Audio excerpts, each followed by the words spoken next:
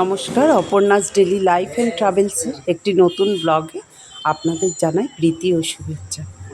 আজ আমি চলে এসেছি একটা কীর্তনের মুহূর্ত নিয়ে। আমি ঠাকুর বাড়িতে যে ভোগের আয়োজন হয়েছিল সেই ভোগও তো আপনাদের দেখাবো। তো ওই কীর্তনে একটা অপূর্ব মুহূর্ত হচ্ছে কীর্তন শেষে এই আলিঙ্গন। আমার অদ্ভুত সুন্দর লেগেছে। এরম হৃদ্রতার বন্ধনে বরাবরই কীর্তন হয়ে ওঠে নবদ্বীপের আঙ্গিক। নবদ্বীপের এই মহাকীর্তনে আমি সামিল হয়েছিলাম। তো খুব ভালো লাগলো এই কীর্তনের মুহূর্তটা। দেখো, একে অপরের সাথে এই যে আলিঙ্গনটা খুব একটা সাধারণত দেখা যায় না। নবদ্বীপ শহরের ভক্তবৃন্দরা এত সুন্দর করে কীর্তন করে, সে তোমাদের শোনাতে পারলে আমার ভীষণই ভালো লাগতো। যাই হোক, আমরা চলে এসেছি এখন গোড়াচাঁদের মন্দিরে। তো ওই গোড়াচাঁদের আখড়ায় এখানে ঠাকুরের ভোগের আয়োজন হয়েছে। আমি এই ভোগ দর্শন করাচ্ছি তোমাদের। দেখো, কচুর শাক থেকে শুরু করে মোচা, পনির, ডাল, তরকারি সব কিছু ছিল। ভোগ, ঠাকুরের ভোগ, রাধাকৃষ্ণের ভোগ। তো এই ভোগ শুক্তো, ডাল, ভাত, কত রকম কিছুর আয়োজন হয়েছে।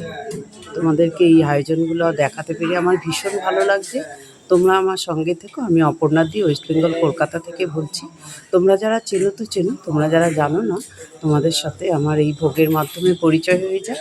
আমাদের এইখানে একটা অনুষ্ঠান হয়েছিল, এই অনুষ্ঠানে আমি ছিলাম, উপস্থিত ছিলাম, তাই তোমাদের দেখাতে পারলাম, এই সুন্দর মুহূর্তটা তুলে ধরলাম। তোমাদের কেমন লাগছে তোমরা অবশ্যই কমেন্ট করে জানিও। আর তোমাদের বাড়িতে তোমরা কারা কারা নবদ্বীপে এই ধরনের মন্দিরে এসে রাসে উপভোগ করে গেছো, তোমরা সেটা আমাকে কমেন্টস করে জানিও। আর দেখো, গোড়াচাঁদের আখড়ার মন্দিরে এসে আমরা অন্নপ্রসাদ পেলাম। অন্নপ্রসাদের মধ্যে ছিল ভাজা ছিল আর ডাল ছিল, তার সাথে ছিল হচ্ছে কচুর শাক, পনিরের তরকারি, মোচা, ডাল, আর টক দই ছিল, পায়েস ছিল, মিষ্টি ছিল, নতুন গুড়ের রসগোল্লা ছিল। এই ছিল মেনু। আর চাটনি আর পাঁপড় তো ছিলই, টমেটোর চাটনি ছিল। তো ভোগ খেলাম। ভোগ খেয়ে আমি চলে যাব আজকে বাড়িতে। আমি নবদ্বীপে এসেছিলাম। দেখো, তোমাদের দেখাতে পেরে আমার ভীষণই ভালো লাগছে, অদ্ভুত লাগছে। আর এই নবদ্বীপের জায়গায় জায়গায় মন্দির আছে, এখানে তোমরা পারলে চলে এসো, এসে সমস্ত মন্দির দর্শন করো। আর মন্দিরে মন্দিরে ভোগ প্রসাদের খুব আয়োজন চলে, আর খুব সুন্দর যত্ন করে বসে খাওয়ানোর ব্যবস্থা আছে। ভালো লাগবে বেশ, এখানে এসে পরিষ্কার পরিচ্ছন্ন, খুব সুন্দর লাগবে তোমাদের। তোমরা পারলে চলে এসো সকলে। এই তো ছিল আমার ব্লগ আজকের। ভোগ পুষ্পান্ন ছিল, আমি তোমাদের বলতে ভুলে গেছি। এতে পুষ্পান্ন বা পরমান্ন যেটা বলে পোলাও, সেটা ছিল, তার সাথে ছিল পনিরের তরকারি। তো পায়ে ব্যথা থেকে পাটা একটু ভাঁজ করে বসেছিলাম। তো তোমাদেরকে বলছি যে তোমরা নবদ্বীপের সমস্ত মহাপ্রভু দর্শন করো, সোনার গৌরাঙ্গ দর্শন করো। আবার নবদ্বীপ থেকে খেয়াঘাট, বড়ালঘাট পার হলে মায়াপুর, মায়াপুরেও বিগ্রহ আছে, রাধাকৃষ্ণের মূর্তি আছে, তোমাদের ভালো লাগবে। মায়াপুরেও ভোগের আয়োজন আছে, খুব সুন্দর মায়াপুরে ভোগের সব ব্যবস্থা থাকে।